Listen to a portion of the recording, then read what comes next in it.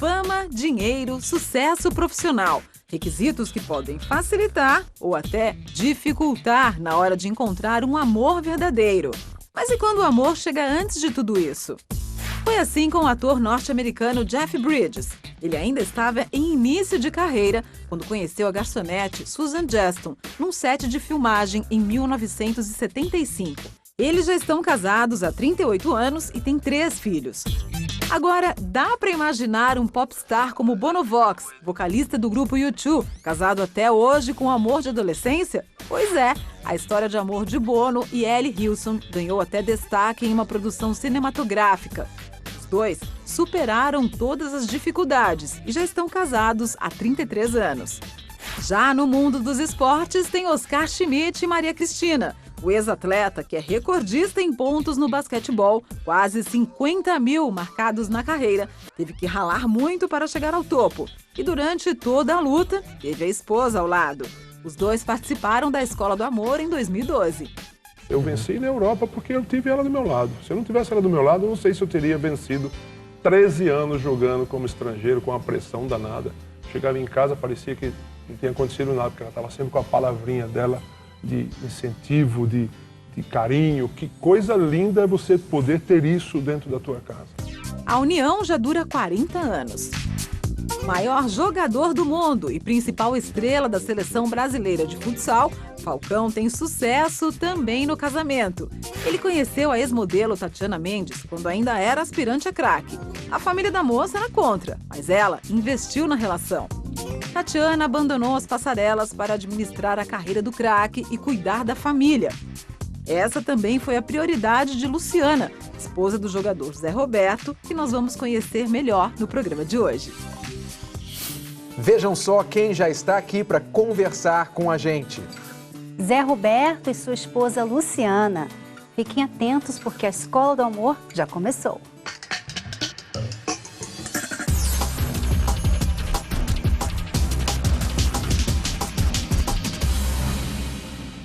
E a gente conta com a sua participação nas nossas redes sociais. Vá lá e deixe o seu comentário no facebook.com/Escola do Amor ou pelo Twitter, @TheLoveSchoolTV, usando sempre o hashtag Escola do Amor.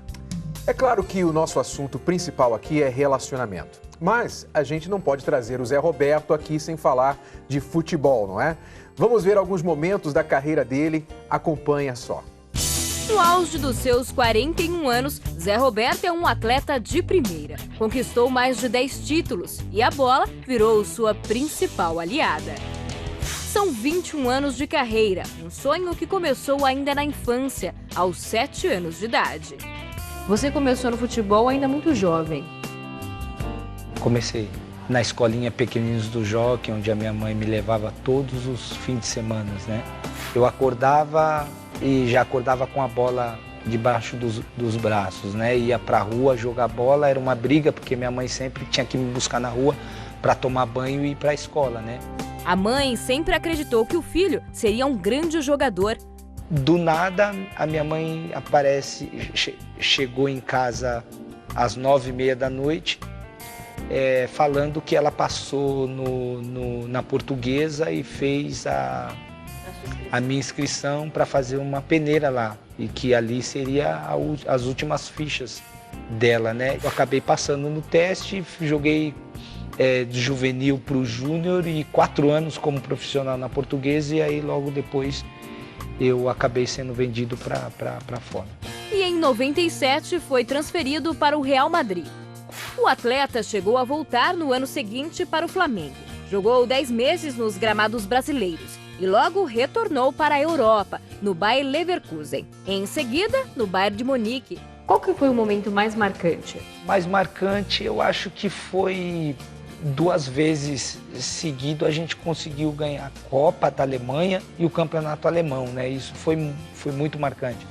Zé chegou a vestir também a camisa da seleção brasileira. Disputou as Copas do Mundo de 98 e 2006. Para mim, foi marcante por ter tido a oportunidade de ter sido convocado mais de 100 vezes, né? De ter jogado mais de 85 jogos.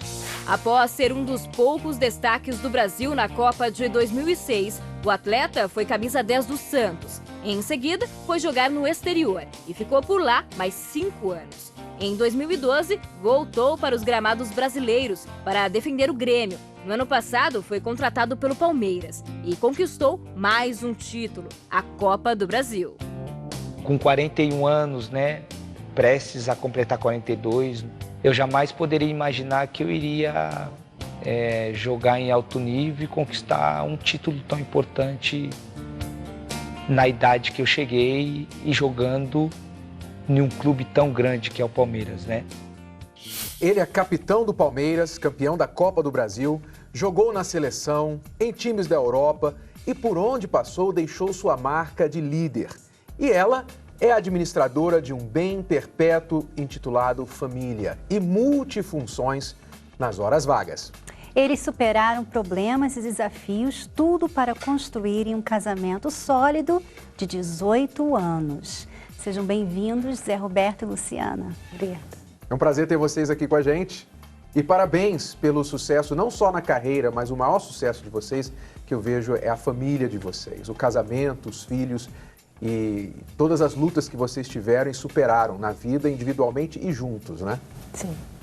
Obrigado. Prazer é nosso, né? Poder participar do programa, um programa que tem falado, mostrado para essa nova geração do Brasil que vale a pena, sim, o casamento, investir no casamento e, sem sombra de dúvida, mostrar os valores, né, que muitas das vezes estão se perdendo nesses últimos tempos. Muito obrigado. Essa é a nossa intenção, a nossa missão aqui.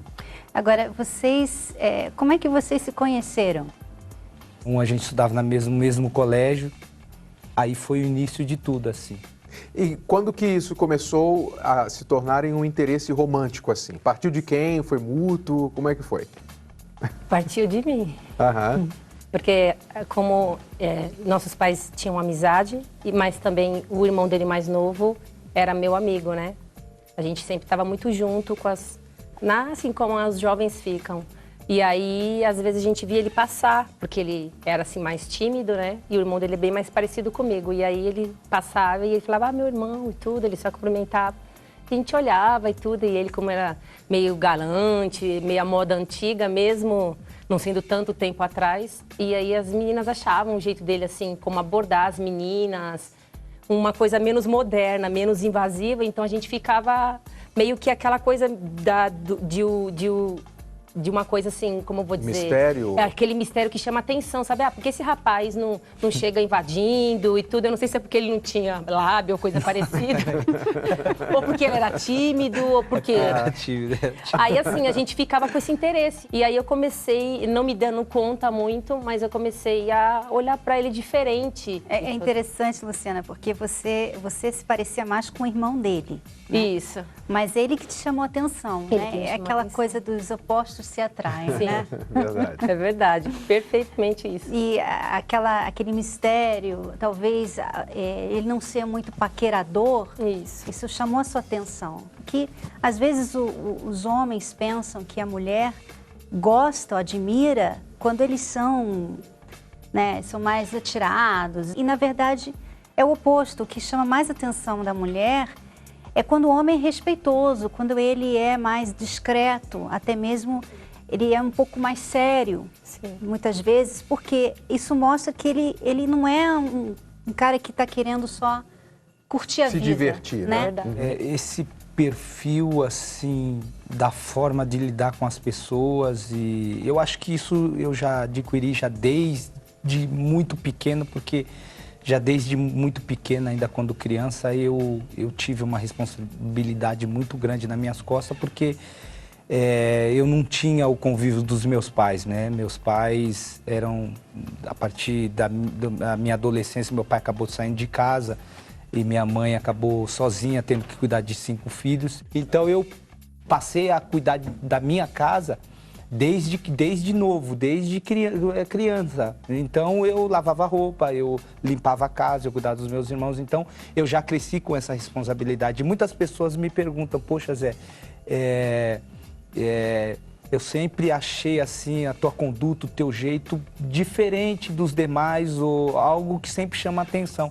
Eu acho que essa responsabilidade que foi me dada dentro de casa e que eu não precisei assim dos meus pais para me educar, minha educação veio da vida. Claro que a minha mãe sempre dava conselhos quando eu a via, né? Porque ela trabalhava em 2 empregos, mas eu acho que essa bagagem que eu carrego assim desde a infância, eu acho que isso me ajudou muito não ser um Dom Juan, mas ser um cara gentil. Eu acho que isso que acabou atraindo o interesse da Luciana pela minha pessoa. Você teve que amadurecer cedo, né? Bem cedo, em outras palavras, né? Isso. A responsabilidade. Ser mais focado, né? E muitos jovens, até mesmo nessa mesma situação, não fazem essa decisão. Eles tem aqueles que amadurecem, tiram proveito da situação, que é triste, né? Porque não tem o pai e a mãe ali junto.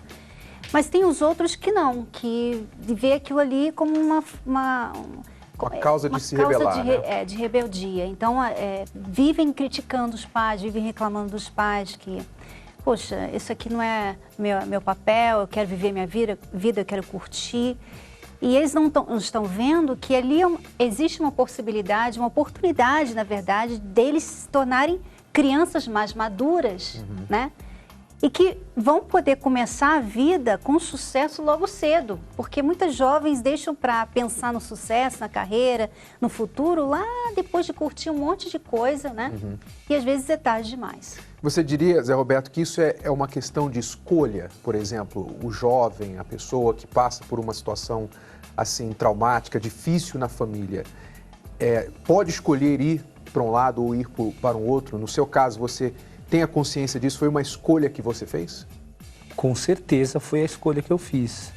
Porque eu tive tudo para ir para o caminho errado, né? Só que eu decidi seguir o caminho correto porque eu sempre tive assim, antes de cometer algum ato que pudesse me prejudicar, eu sempre tive muito a minha mãe como um exemplo, né? Porque a minha mãe, muitas das vezes, eu me lembro pequeno, meu pai chegava bêbado dentro de casa e sem nenhuma razão ela apanhava. E eu, como criança, eu via tudo aquilo e aquilo me constrangia muito, eu ficava muito triste, mas não podia fazer nada também porque eu era criança e tudo aquilo me assustava muito. E quando meu pai saiu de casa, eu via minha mãe sempre sozinha, tendo que fazer tudo. Sendo mãe, tinha que ser mãe e pai ao mesmo tempo. Quer dizer, é como se você, consciente ou subconscientemente, pensasse assim, eu não vou dar mais uma dor para minha mãe. Ela já passou por tanta coisa, eu não vou acrescentar nas dores dela. Vou procurar, pelo menos, minimizar isso. Verdade. Né? Isso é algo muito importante. A gente vai ver agora a entrevista que vocês deram pra gente. Vamos saber como foi que você conquistou a Luciana e um pouquinho mais da história dessa trajetória de vocês. Vamos assistir. O interesse começou a surgir depois que a gente pegou mais um pouquinho de idade, né? Minhas amigas falavam, você tá de olho, porque o apelido dele era Cá, você tá de olho no Cá. E eu, não, imagina, não, você tá, porque Lu, você só fala dele, tudo dele é bonitinho, tudo é... E eu não me dei conta. Aí minha prima pegou e falou assim, eu vou falar pra ele. Esperei todo mundo entrar para suas casas e chamei. Aí eu falei, olha, tem uma pessoa do grupo, né, de amigos, que tá gostando muito de você. Eu espremi a Thaís na parede, né? Falei, Thaís, tem que me falar quem é, né, de vocês, porque eu tô à procura de uma namorada e eu preciso saber quem é. Ela não queria falar nem a pau. Ele falou, é a Karina? Não. É a Tatiana? Não. É você? Eu, claro que não, senão não ia falar na terceira pessoa. Aí ele, não, só sobrou a Luciana. É ela? Eu falei, exatamente a Luciana. Conseguir namorar com ela foi complicado, porque a mãe dela, né, não queria de jeito nenhum, né? Ela falava que ela tinha que priorizar o estudo dela e namoro, ela deixava isso mais pra frente. Não que eu não quisesse que ela namorasse ele, eu não queria que ela namorasse ninguém, você entendeu? Por quê? Porque eu achava assim, que ela era tudo. Era um cristal, uma coisinha ali que estava ali dentro de uma redoma de vidro e que ninguém podia pôr a mão. Quando eu cheguei lá, apertei a campainha, saiu o seu Roberto, primeiro a dona Leia, né? Minha sogra nem quis comparecer. Quando ele estava em casa, no portão, eu peguei e mandei meu filho dar o recado para ele. Que eu não queria ele nem na porta lá. Que era para ele, porque assim, além do que eu não queria que ela namorasse com ele, eu achava que todo jogador tinha uma vida de boemia, de beber, essas coisas. E ele saiu de dentro da casa deles com essa negativa. E aí, por sorte, eu ainda consegui pegar a continuação da conversa, que aí foi do pai da Luciana com o Zé Roberto, que foi atrás do muro da minha casa. Então eu vi na íntegra. E daí ele falava: não, Zé Roberto, sua carreira só está começando, você está em ascensão, você vai ter a mulher que você quiser. Então você não precisa da minha filha, eu não quero que você faça minha filha sofrer. Aí depois eu ganhei ele, né? Falar pro senhor que eu tô perdidamente apaixonado pela tua filha, é a mulher que eu escolhi para casar. Se o senhor quiser, ajoelhe aqui na frente do senhor. E o pedido de casamento, quando que aconteceu? Ele teve uma proposta para o Real Madrid. E aí ele pegou e falou pro empresário dele: eu só vou se a minha noiva for. Aí foi onde ele me pediu em casa, ele falou que queria casar com a Lu. Aí minha mãe falou: não, vai, deixa ela aqui. Aí dá um tempo de ela preparar tudo. Aí ele: não vou sem ela. Eu larguei muita coisa. Você vê, se eu larguei meus sonhos, eu larguei a Luciana, porque depois teve um tempo que eu demorei para acostumar a mulher do Zé Roberto. Porque eu não gosto de perder a minha identidade. Então eu fiquei meio que à sombra. Porque é isso que é o problema, às vezes, de você ter o relacionamento com alguém que começa a ter uma notoriedade. Eu vivo para ele. Eu ainda continuo vivendo para ele. E hoje em dia você tem dois caminhos. Ou você cede para você viver com alguém, ou você vive só. Eu criei um vínculo com ele, porque ele sabe que eu sou assim. E isso não é ser Amélia pós-moderna. Eu não sou Amélia pós-moderna. Eu sou realista. Como é que foi, Zé Roberto, para convencer a futura sogra? Foi difícil, poxa. Foi difícil porque a dona Leia, ela queria que a Luciana terminasse os estudos, né? Mas o mais complicado para convencê-la foi quando eu fui buscar ela no cursinho e eu peguei ela no cursinho e tô chegando já perto da casa da casa dela e descendo a rua, quando eu paro no semáforo assim e olho do lado, quem tá do lado do meu carro era o pai dela, e eu tomei um susto, né? Uhum. Eu tomei um susto, eu vi o pai dela e olhei para ela e eu falei: o que eu faço? Ela falou: some daqui, dá no pé, corre. Eu acelerei e saí a milhão, eu não entendi, eu falei: mas por que você não falou pro teu pai que eu ia te buscar? Ela falou: não, meu pai nem sonha que você tá aqui, porque geralmente meu pai que me pega e hoje eu imaginei que ele não fosse me pegar, e eu também nem imaginava que você iria, porque eu tinha combinado com a Thaís, que é a prima dela, de eu ir lá na escola, no cursinho pegá-la, né? E aí, para mim foi um início assim muito difícil, porque quando ela chegou em casa, o pai dela quase matou ela, né? Porque imagina ela no carro, ele indo buscar ela na escola, não encontra ela, e quando tá chegando perto de casa vê ela no carro. Imagina a cabeça. Hoje eu que sou pai, eu posso, se eu tivesse armado, acho que tinha dado um tiro na cabeça. Porque assim, meu pai foi sempre uma pessoa muito calma. E assim, ele era muito compreensível, só que ele falava assim: uma coisa não pode existir entre eu e você, é mentira. E aí o que aconteceu? Ele pegou e foi lá e conversou com meu pai, só que meu pai sentiu que ele, quando conversou com ele, né, meio que, sabe assim, que a intenção era outra. Aí ele pegou e falou assim, aí eu vi que ele balançou, aí minha mãe falou assim: se você for com ela, vai vocês dois. Pois tipo, eu e meu pai pra fora. Tanto que assim, aí meu pai pegou e falou assim: não, você não pode ser assim tão radical e tudo. Aí foi onde entrou a minha avó, que morava do lado e que escondia nós na casa dela. Aí ficamos uns 6 meses namorando fora de casa. Ele chegava às 9h30, 9h45, ela falava assim: ela tem que ir pra faculdade amanhã às 5, tchau. 15 minutos de namoro. Aí assim, eu via que ela queria assim desestruturar, que eu desse alguma chance pra ela, pra não acreditar no que a gente sentia. Pra dona Leia aceitar somente o nosso namoro, a dona teve que entrar a avó Maria, o seu Roberto, que é meu sogro, na mente dela. Eu tive que provar isso. Então, sem sombra de dúvida... Até diretor da Portuguesa na época. Vixe, até a gente fez, eles levaram lá para a Portuguesa, isso levou ele para poder conversar. Olha, ele não é um mau menino, não, ele tem intenções boas, porque minha mãe era uma fera. Aí veio o convite para você ir para a Europa, e você então disse, eu não vou a não ser se for casado. Vocês estavam o quê? Namorando? Já estavam noivos? Estamos noivos. Estavam noivos. E como é que foi essa decisão? Seus pais permitiram logo de cara? Foi... Então, porque assim, eu tinha, foi na época de março, eu tinha passado para 2º ano de faculdade. E já estava matriculada, já ia começar, após o fevereiro, as aulas. E aí o que aconteceu? Ele falou assim, olha, para o empresário dele, eu só vou se ela for. Aí ele foi, fez como manda o figurino, reuniu a família, me pediu em casamento e tudo. Só que minha mãe já olhou para mim pelos olhos, eu já ouvi ela dizer, tá vendo, você vai deixar a faculdade. Era isso que eu não queria. Então, assim, tinha aquele ponto que constrangia ele, mas ele falou assim, eu não posso abrir mão dela. Eu vim até aqui, eu vou continuar. Aí minha mãe acho que foi aquelas pequenas provinhas, sabe, que você vai dando para ver aonde está a intenção do homem, sabe? E em todas essas provinhas, inconscientemente, ele foi passando. E eu acho que foi bom, né, para vocês, porque quando é muito fácil também, né? Sim. As pessoas não dão muito valor. Eu imagino que você deu mais valor ainda à Luciana, porque você teve que lutar bastante, você teve que passar por um monte de obstáculos, até mesmo para se casar com ela. Enquanto que muitas pessoas, às vezes, querem tudo fácil, tudo, né, sem obstáculo nenhum.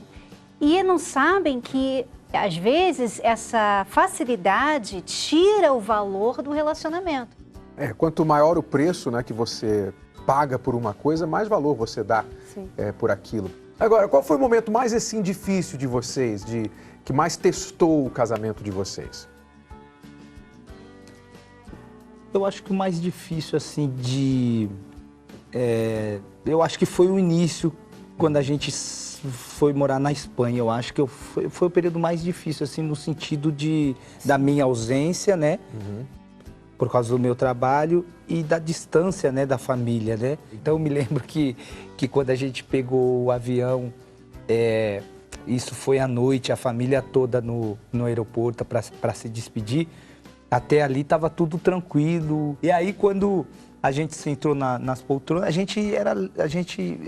a Luciana virou para mim, eu virei para eu tinha viajado muito pouco, mas o clube na época mandou a passagem de executiva para a gente sentou e a gente ficou todo constrangido lá dentro, não sabia nem direito onde que era o banheiro. E a gente ficou sentado porque para a gente estar vivendo como, para mim, ali era um sonho que a gente ainda não acordou do sonho.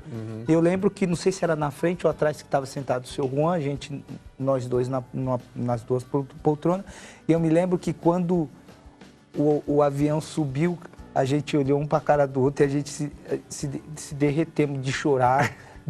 Eu não sabia se eu chorava. Eu estava chorando porque eu esperei dele e ele estava desmachado também. Eu falei, meu Deus, e agora? Então, o início para nós foi muito difícil. Aí, quando a gente chegou lá, imagina, poxa, o pessoal ia falar com a gente não entendia nada e tinha um intérprete que acompanhava, mas eu acho que o início foi muito difícil. No início, a vontade que você tem no início, quando você é recém-casado, quando a gente foi para a Espanha, e sem conhecer ninguém e sem ter ninguém, a primeira coisa que passa na tua cabeça é arrumar as malas e voltar. A primeira coisa. Isso é importante, esse ponto, porque muitos casais, a gente vê isso hoje direto, os casais às vezes eles se casam com aquela expectativa, casar, o sonho realizado e tal. Aí começam a vir os problemas chegam, para vocês foi a viagem, foi a ausência por causa do trabalho do Zé Roberto, mas para outros casais são outras coisas. E sempre os problemas vão vir, vão testar a relação. E é muito triste ver os casais desistindo, fazendo exatamente isso. Pegando as malas, indo embora. Não deu, não é isso que eu queria e tal. Agora, hoje a gente olha para vocês, 18 anos, não é, de casado, e vocês estão aí tranquilos, vocês estão aí relembrando do que aconteceu, vocês devem até rir disso hoje, né? Muito. E que os casais novos, recém-casados, têm que prestar atenção. Porque o que vocês estão passando hoje vai passar, vocês têm que ir firmes, têm que dar a mão assim junto, olha, nós estamos juntos nisso, nós casamos e nós vamos passar por isso. Nós vamos lutar juntos aqui. E vai chegar o 5º, 10º, o 20º ano e vocês vão estar juntos. Mas tem que haver perseverança. Se você desistir, você nunca vai ter o gostinho da vitória, né? Você decidiu deixar os seus sonhos para ficar ao lado do seu marido e com ele dividir os sonhos, né? Que agora não são só os seus sonhos, são os sonhos dos dois. Como é que você administra isso? O homem não foi feito para estar só. Talvez tenha um tempo que você acha que você não vai precisar de ninguém, mas quando chegar, como eu disse, o momento de você estar na cadeirinha de balanço, sabe assim, que passar toda essa euforia de filho, de corpo bonito, de cabelo, de amigo, de barzinho, de jantar, isso um dia passa. Aí você olha assim e você fala, o que eu construí? Então, assim, isso me veio dentro de mim também, assim, mas e se você fosse uma profissional que tivesse alcançado os teus sonhos, mas isso são coisas materiais. Eu sei que você alcançar um desejo profissional é muito bom, você produzir, mas eu acho que você ser só, você não saber compartilhar, isso é muito importante. Então, eu acho que foi o que eu não me arrependo e eu faria tudo de novo. As pessoas não entendem que, na verdade, o maior sonho do ser humano é ser feliz, sim, é ser realizado, né? Como que você vai chegar a esse sonho? Aí você tem que pensar, você tem que questionar. É através de uma carreira, um carro, uma casa, né? Ou é ter uma família, ter um amor, né? Ter uma vida a dois, ter filhos, ter uma casa, ter um lar. Claro que você pode ter carro, casa e tudo mais, mas não às custas do que mais te realiza. Porque nós vemos, e isso é um fato, como você falou, a realidade, né? É que as pessoas têm alcançado muitas coisas, mas elas não são felizes, elas não são realizadas. Por quê? Porque elas estão colocando o sonho delas nas coisas materiais e realmente isso dá um prazer temporário. As pessoas nunca estão satisfeitas, não é porque elas querem mais daquilo, é que aquilo não tem como satisfazer o ser humano. Né? O que eu vejo também que é legal sobre vocês é que vocês casaram bem cedo, vocês ainda são bem jovens, não é? Daqui a pouquinho os filhos de vocês estão aí casando também e vocês ainda têm a vida pela frente. Quer dizer, você tem a oportunidade, depois de criar seus filhos, ainda também de perseguir outros sonhos. Sim. Que não estão fechados, não acabou para você a sua vida porque você se casou, não é? Você simplesmente priorizou a família. Eu estava pensando aqui, quantas mulheres que estão na sua idade, você não chegou aos 40 anos ainda, muitas mulheres na sua idade ainda estão sonhando em casar. Por quê? Porque lá atrás priorizaram outras coisas e foram adiando. Aquele conselho que a sua mãe te deu. Sim, não é? É verdade. Foram adiando e hoje estão na dificuldade. Alcançaram o sucesso na carreira, mas a família estão tendo dificuldade de alcançar. Não é uma crítica às pessoas que tomaram esse passo, mas é uma reflexão, é um convite à reflexão, para você pensar bem em prioridades, ok? Você sempre pode perseguir outros objetivos ao longo da sua vida, mas a família, se você não prioriza logo cedo na sua vida, fica difícil lá depois, quando ela está lá no fim da fila, você começar uma coisa. Uma coisa é, por exemplo, você não poderia, com a sua idade, a partir, se você se casasse agora, talvez ter 3 filhos, né? Como vocês têm agora. Então, são coisas que as pessoas têm que pesar bem e cada um decide o que quer fazer, realmente. É a decisão delas, né? Eu imagino que esse sacrifício que você fez pelo casamento deve ter ajudado também na sua carreira, não, Zé Roberto? Ah, muito, muito, muito. Eu digo que por eu ter alcançado assim uma carreira de longevidade, né, uma carreira consolidada, eu acho que eu devo muito isso à questão de que lá atrás eu tive que renunciar muita coisa, né?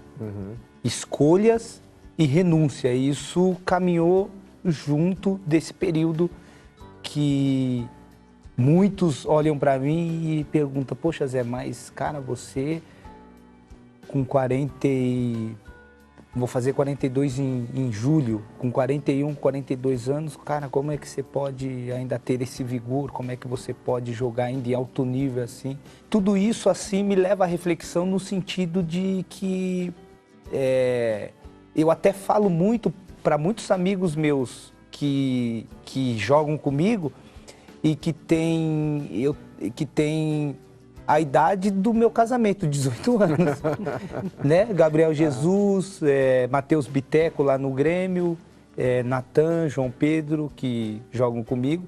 Então eu sempre, esses meninos sempre vêm pedir conselho, né?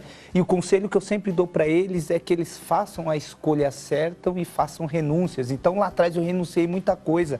Então por eu ter assim hoje um casamento consolidado, por ter uma carreira vitoriosa, eu acho que as renúncias que eu fiz lá atrás, por ter casado cedo, eu renunciei às baladas com os meus amigos, porque era normal na época, como é normal hoje também. Os meninos novos que jogam comigo, eu sempre falo para eles, cara, cara, você tem que focar na tua carreira, porque ela é curta.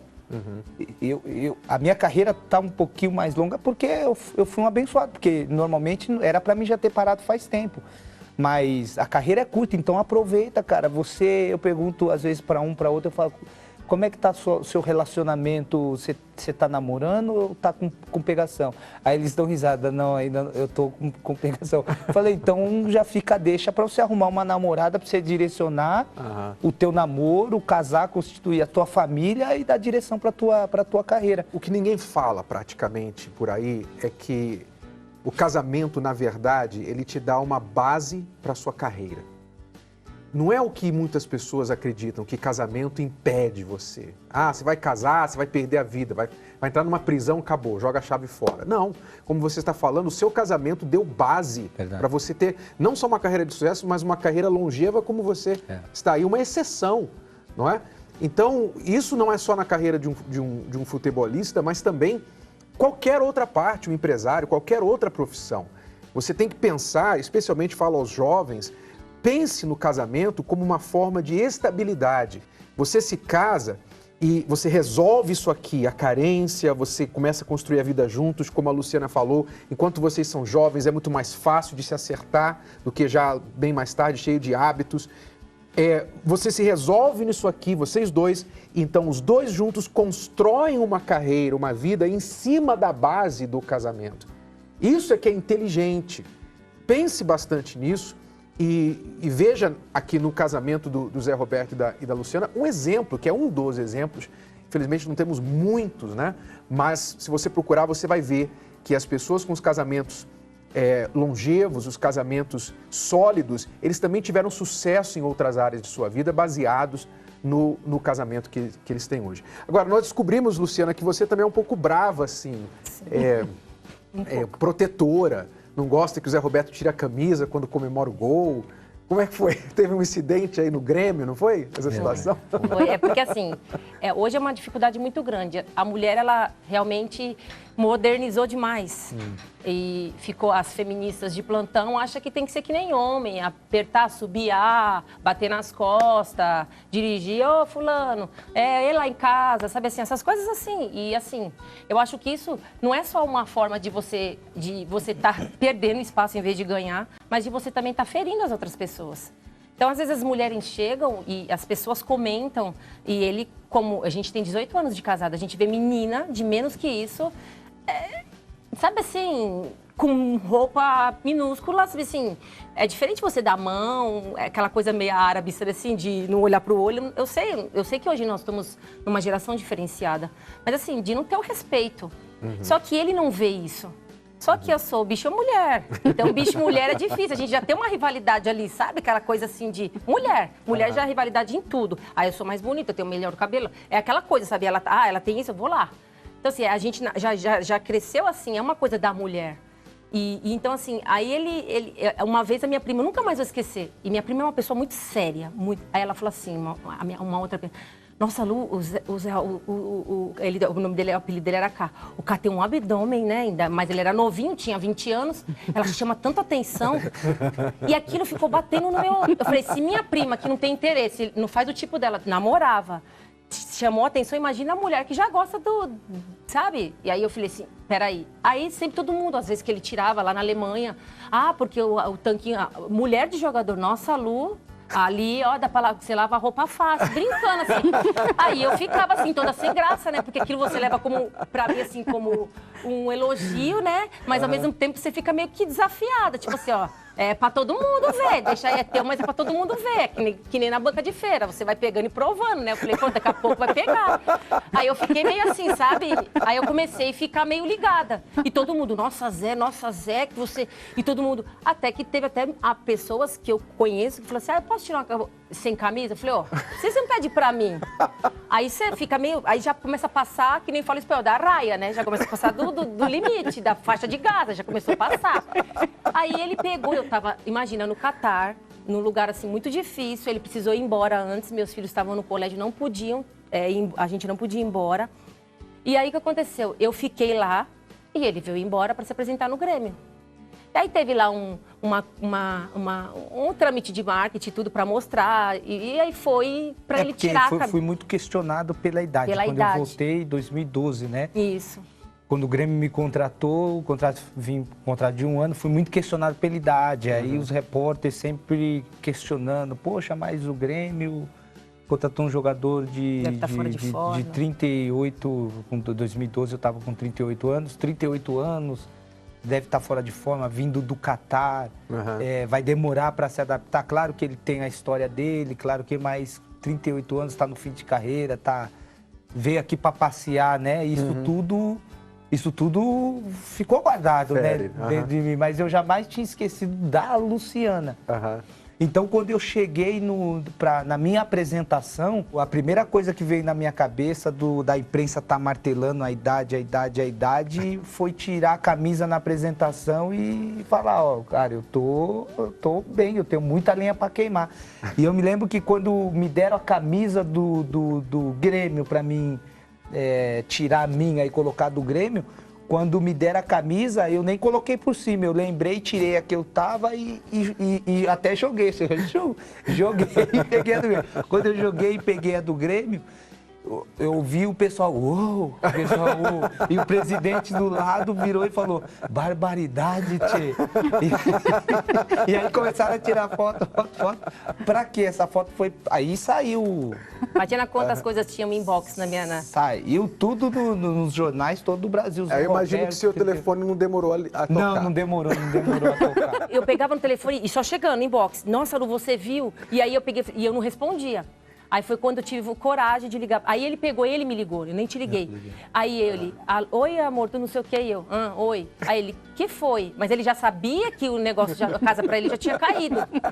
E aí o que aconteceu? Aí ele veio assim, você tem que tomar calma. Aí eu falei assim, olha, é melhor a gente desligar porque eu não tô em condições psicológicas de falar com você. Porque o que eu tenho vontade de fazer é passar pelo seu telefone e te metralhar, assim, te fuzilar. Porque você sabe que eu não gosto que faça isso.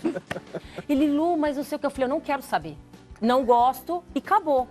E aí a gente desligou, aí demorou acho que uns 4, 5 dias. Eu chorava de raiva, sabe? Se eu olhava no chuveiro, eu lembro de como uma amiga minha falou assim, Lu, quando tiver com raiva, não fala. Entra no chuveiro, porque as palavras você não apaga, elas ficam. Eu falei, ela entra dentro do chuveiro e fala pro chuveiro. E eu ficava, ele vai me pagar, eu vou amassar ele vai me pagar, ele vai me pagar, ele vai me pagar. E aí ele chegou e olhou com aquela cara de cachorro caído da mudança, né? Aí eu peguei, olhei assim e falei, como vocês viram, não põe coisa onde não existe, porque não foi a intenção dele foi outra. Poxa, eu ia pedir pra ele tirar a camisa. Depois a gente conversa. Agora ele me inibiu. Vamos ficar na paz, vamos terminar aqui na paz.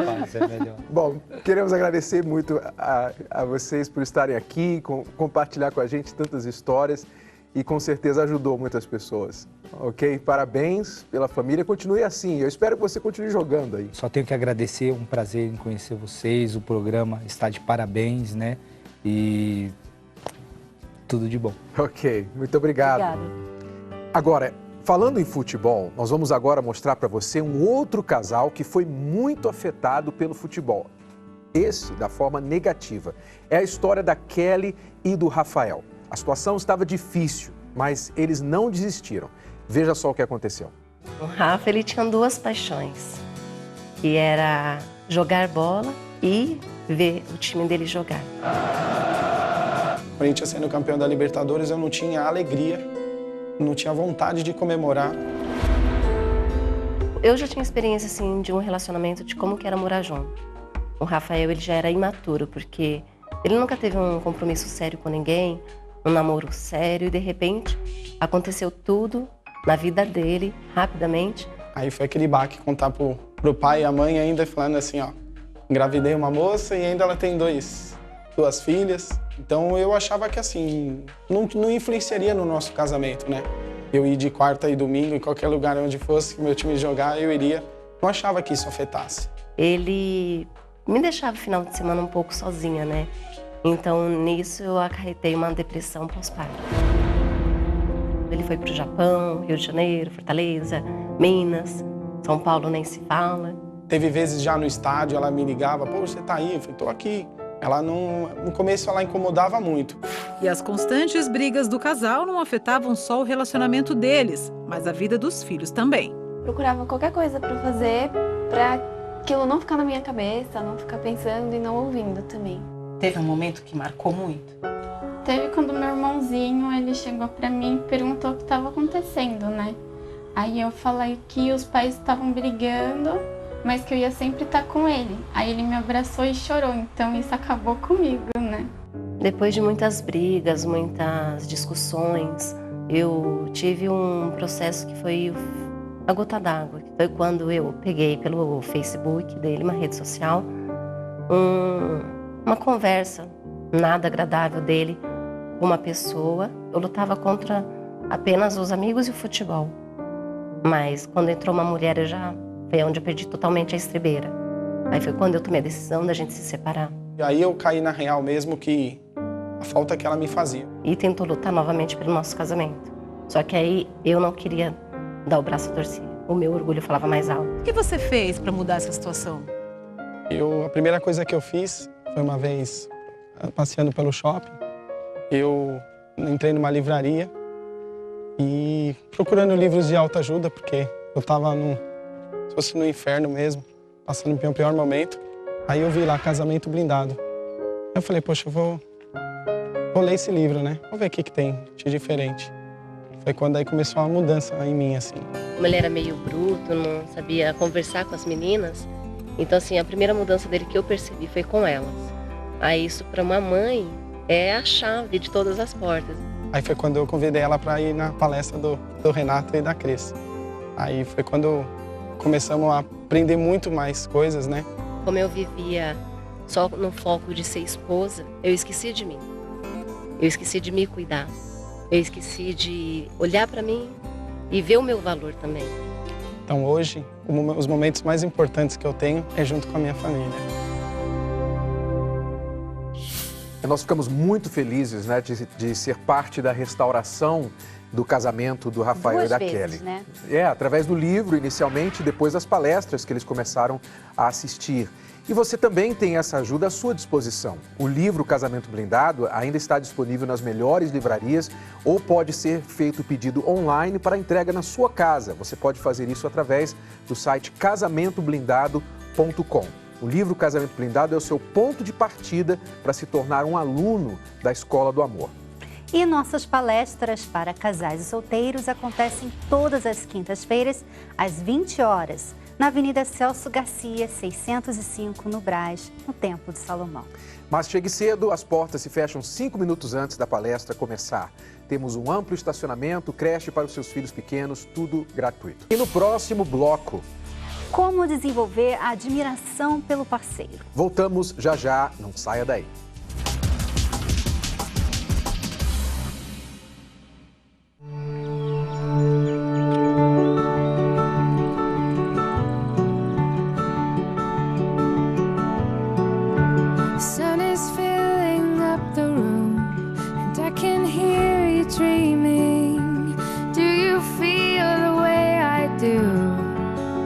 Right now, I wish we were just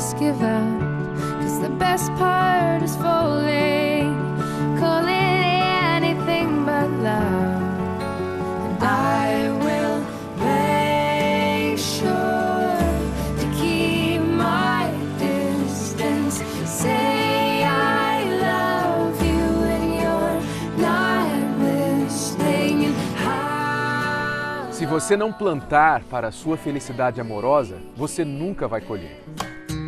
Back when all my little goals seemed so important, every pot of gold filling full of distortion. Heaven was a place still in space, not in motion, but soon. Até Deus teve que plantar o Jardim do Éden. Plante você também. I don't need nothing more than you. I got everything, I got you.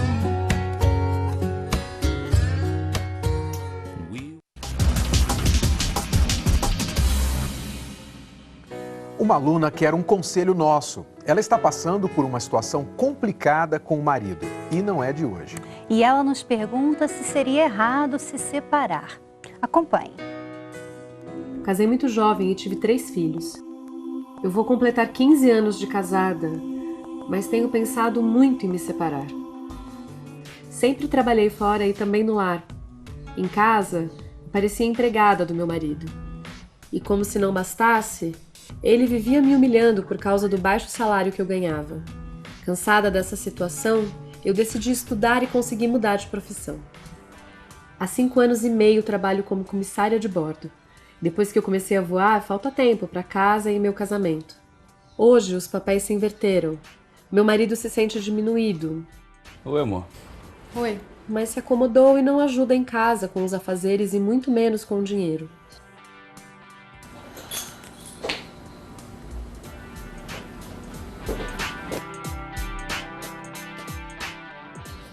Eu arco com as despesas da casa e acabo até pagando as contas dele.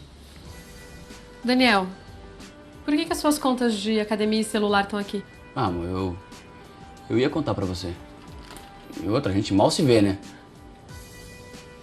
E esse mês tô todo apertado. Nos desentendemos muito por questões financeiras. Eu já ajudei e emprestei dinheiro pra ele, mas foi tudo em vão. E isso me incomoda demais. São tantos problemas que eu já perdi o amor por ele. Eu fico mais fora do que em casa. E mesmo assim, durante as viagens, eu não ligo para ele nem dos hotéis. Já não gosto mais quando ele me procura na cama. Eu quero me separar. Eu só vejo uma maneira de evitar isso. O meu esposo teria que se transformar em outra pessoa. Eu quero um pai que sustente a família, um marido mais carinhoso comigo e dedicado ao lar. Eu sei que meu marido gostaria que eu parasse de voar, que ficasse em casa com ele e os nossos filhos.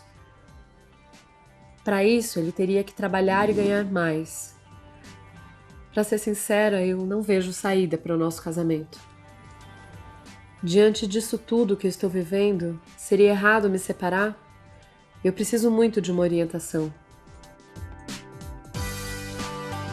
Bom, eu vejo um problema em que ela não mencionou, né, mas que nós podemos detectar.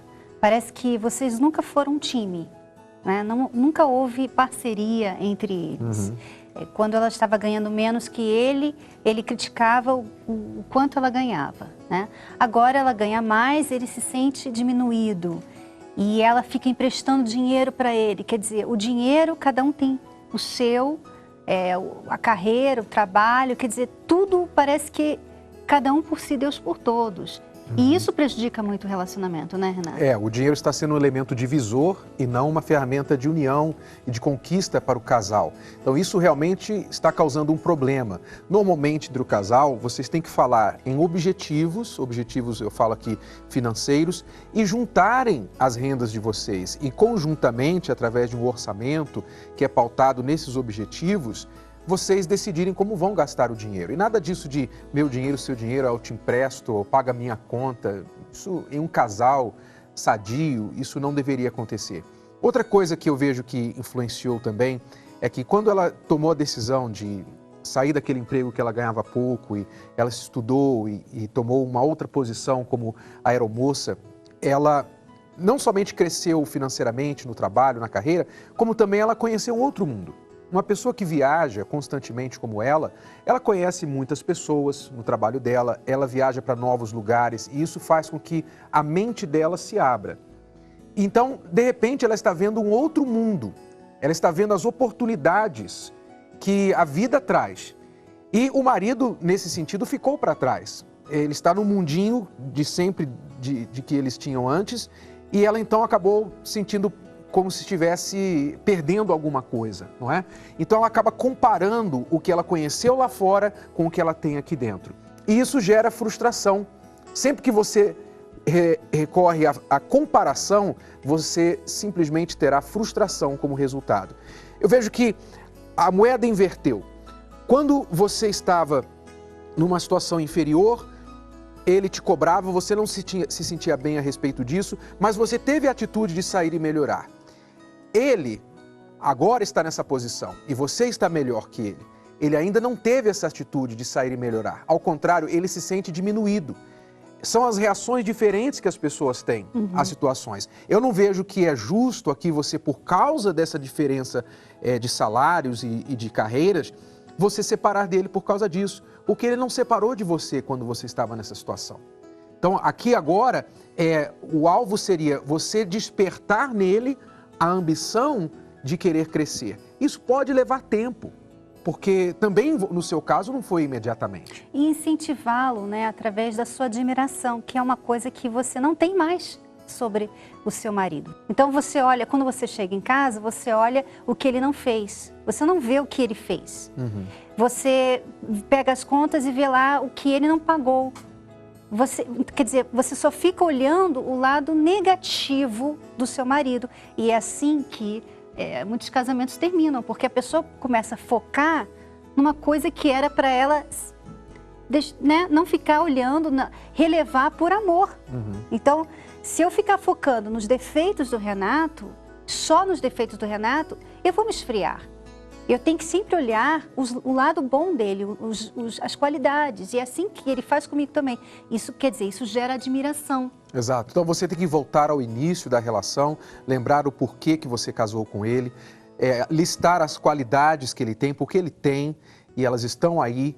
E no quesito do que ele precisa melhorar, a parte financeira, então una-se a ele, tornem-se uma equipe, procure despertar nele essa motivação de melhorar. Porque se você sair desse casamento e entrar em outro, você acha que vai, mesmo que você case com uma pessoa que ganha mais que você, que tem ambição maior que você, essa outra pessoa terá outros defeitos que você terá de aprender a resolver e conviver com eles também. Então, se você vai ter de fazer isso em outro casamento, por que você não conserta o que você já tem? Então vamos ver agora como que você pode reacender aquela admiração que você talvez tinha no início do relacionamento pelo seu parceiro. Nós temos 5 dicas para vocês como você pode recobrar a admiração. Vamos à primeira dica aqui. Aprecie e mostre interesse pelo trabalho do seu parceiro.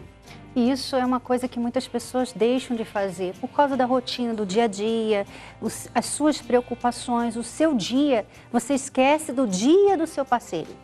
Então, para você admirar o seu parceiro, você tem que saber o que está acontecendo com ele, o que ele tem feito diferente, o que ele tem superado, o que ele tem enfrentado no dia dele. Então, isso é uma forma também de você saber mais do que acontece na vida dele e também de admirar. Não fique só olhando o trabalho do seu parceiro como uma maneira de pagar as contas, mas aprecie o tempo, o investimento, o talento que a pessoa tem, a dedicação. Tudo isso faz parte da admiração da pessoa e isso faz vocês se aproximarem mais. Vamos à segunda dica aqui também.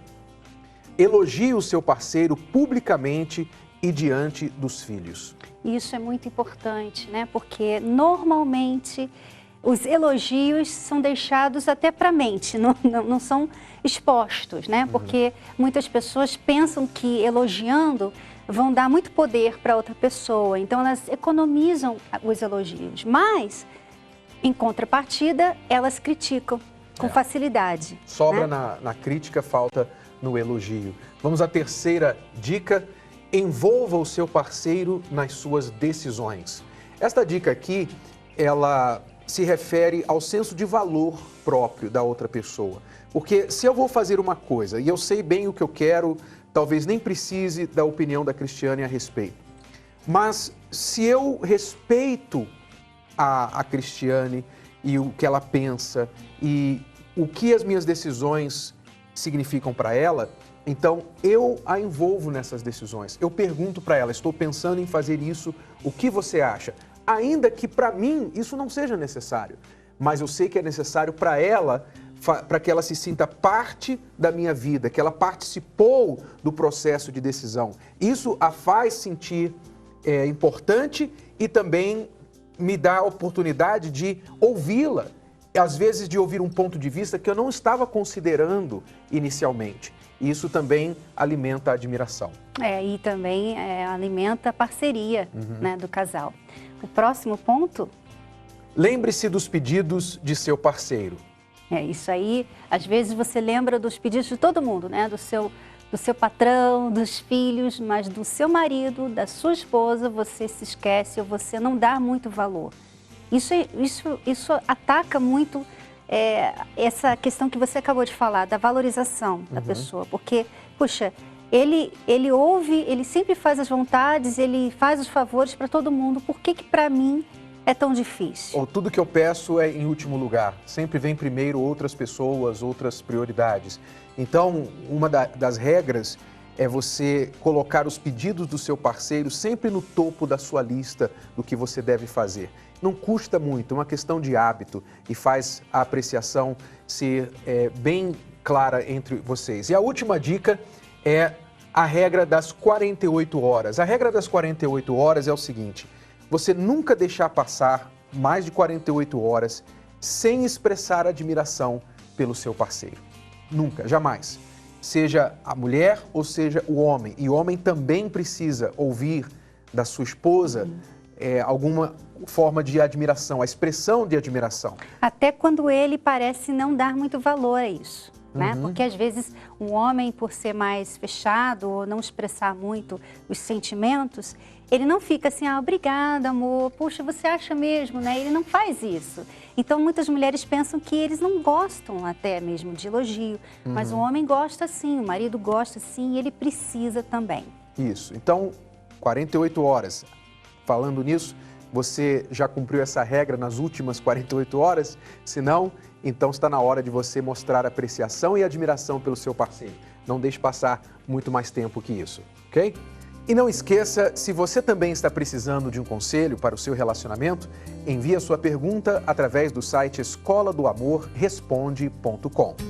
Hoje ficamos por aqui, mas veja o que temos preparado para você na semana que vem. Vivian de Oliveira, a autora dos 10 Mandamentos, a novela, fala sobre carreira, casamento e muito mais. E como superar o sentimento de fracasso após uma separação. Obrigado, alunos, e até a semana que vem. Tchau, tchau. Tchau.